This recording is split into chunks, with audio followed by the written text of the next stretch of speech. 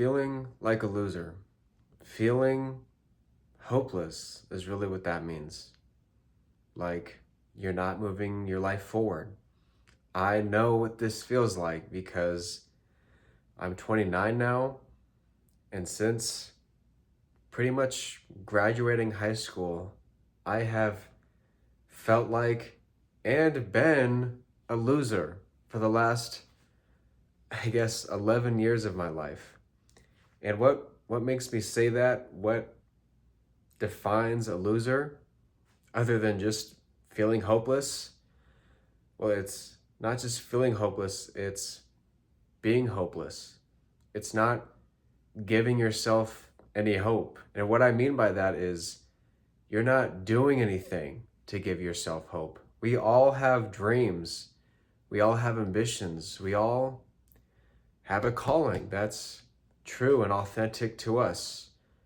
We all have an ideal of what our life should be, the type of person we should be, the type of lifestyle we should be living, whether that's a sort of career or possessions, family, a significant other, right? We all have an ideal of what we should be, but we're hopeless. We are losers. And I don't say that to be mean or to hurt you or put you down. I say that from a place of experience, a place of knowing. I wouldn't call anyone a loser because I wouldn't call anyone a loser unless I knew what that was. I have experience there. I probably had the same habits that most of you have now. And I'm guessing you're watching this video because you're feeling like a loser, you're feeling hopeless, and you're wondering what you can do about it. And I'm going to tell you just that. But first, I want you to know that I come from a place of experience. I come from knowing what that feels like. I come from waking up after a night of drinking on a Saturday morning, going straight to smoke weed, get ready to perhaps have a couple beers for the day, and trash my body with junk food and let my mind just slip away to scrolling online, looking up sports highlights, a complete waste of my life, an absolute waste of time.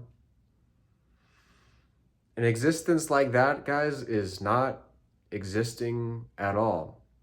It's nothingness.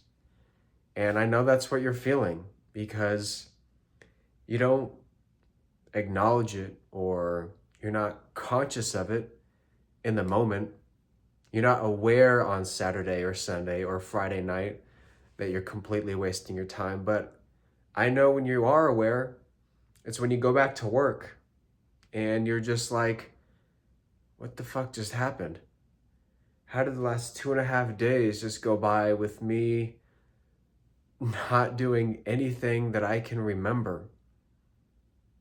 How did I literally just let my life pass by the last 2.5 days? What did I even do? And now you're sitting there at work, stressed out, anxious, pissed off, whatever those feelings might be. You're just disappointed and ashamed of yourself that you didn't actually do something with your life. And you might start getting hopes or visions that you'll do something about it next weekend, or you might start to fear the next weekend because you know how much you hate your job. You know how badly you want to change your life, change who you are, change your circumstances, but you just can't seem to find the strength to get over the vices, to get over those temptations, to stop doing the things that you say you're going to stop doing, come Monday, come every day of the week at work, because we're all miserable at work, right? We all know that feeling. If you're here, you know what feeling I'm talking about. So, how can we build hope? I'm the biggest, number one thing, and I'm always going to say this pretty much in all my videos, because it's the foundation for me. The number one thing is your mindset, your self-talk, your internal dialogue. How do you battle yourself come Friday night? You're coming home and you've been telling yourself all week, okay, I'm going to make a change this weekend. I'm actually going to make progress this weekend. And you just start losing it on the way home. It just, for whatever reason, your mind is so tricky or powerful in that way. Totally manipulates and sabotages all those visions, all those plans, all that hope that you had throughout the week while sitting at work being miserable. It's your self-talk. It is your self-talk. That is how we battle those thoughts. That's how we battle the sabotage that our mind tries to bring upon us. And we have to make it personal. You have to make it personal to you guys, to yourself. You can't just try and copy Jocko or Goggins or whoever your favorite motivational speaker is. Motivation is bullshit. And I say that, I should say motivational videos or content is bullshit, because the only person that can truly motivate you to take action, to improve your life, to pursue those visions that you've had all week at work, the only one who can motivate you is you. That's the reality. And you have to make it deep. You have to make it personal. You have to, I'm talking about bringing yourself to tears on the way home. And when you're home and those feelings, your mind is full throttle telling you to drink, to smoke, to eat, to waste your life away. When your mind is just on fire trying to sabotage you, that first day, it's so fucking hard, you guys. I know it. If you've been trying, I know what you're feeling. But you have to make it deeper than just, I want something. You have to make it a calling. You have to tell yourself, I'm being called to do something more. That is why you so badly want to fight this. Because you know there's more for you. If you didn't truly believe that, you wouldn't be having these hopes and ambitions every day at work while you're miserable. You would just take it. But because you honestly, truly believe that you're meant for more, that there's more for you in this life, you hold on to that hope. You hold on to those visions. And you have to make that the main thing. You have to understand that, and I'm going to just be real with you here, whatever you want to call it, God or the universe or your heart, the spirit, whatever you want to call that force that is inside you, that's what you have to pull out. Me personally, I don't really affiliate myself with any religion, but I know that God is calling me to something more. That's why we have the visions. That's why we hold some kind of hope. We have to understand, this is the number one thing in my mindset, that all the temptations that come on the weekend, that's the test. And that's not just the test, that's the opportunity to strengthen yourself. God, the universe, the spirit is calling you, and he is calling you through these thoughts. And you have to bring yourself to a state of intense emotion and kind of cry it out, really. I mean, I can't tell you, the first couple weeks, guys, I would just go home and just cry and, you know, really plead, plead to be saved. Because I wanted so badly, so desperately to stop doing the bullshit, to stop engaging in all the things I knew I had to stop engaging in. So maybe that's what I'm trying to tell you.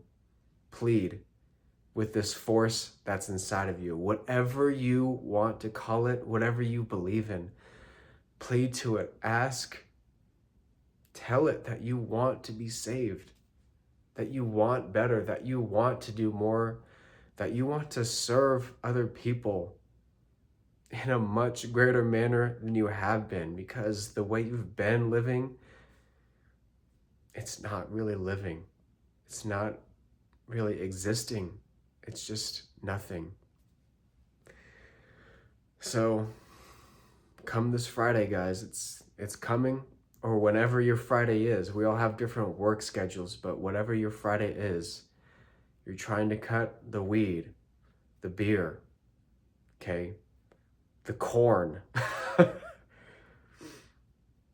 You have to make it emotional. You have to bring yourself to tears. You have to bring yourself to a state of really believing that you have a calling, that there's more for you, and there's more that you can do with your life. And it's true. If you have that feeling, if you have that calling inside you, that force, that's real, guys. That's the most authentic thing. There's a reason that doesn't go away. That's a reason that exists in your mind and in your heart, because it's real. It's a part of you. That calling is authentic to you. And whatever you're called to, you have to pursue that. You have to take that seriously and make that the number one thing in your life. And if you're not, you have to bring yourself, you have to give yourself hope, guys. And again, bring yourself into an intensely emotional state. Cry. I'm just going to say it. Cry it out.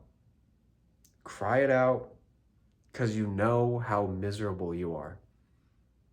And I say this again from experience. I've been there. I know how that feels. I know the desperation, and I know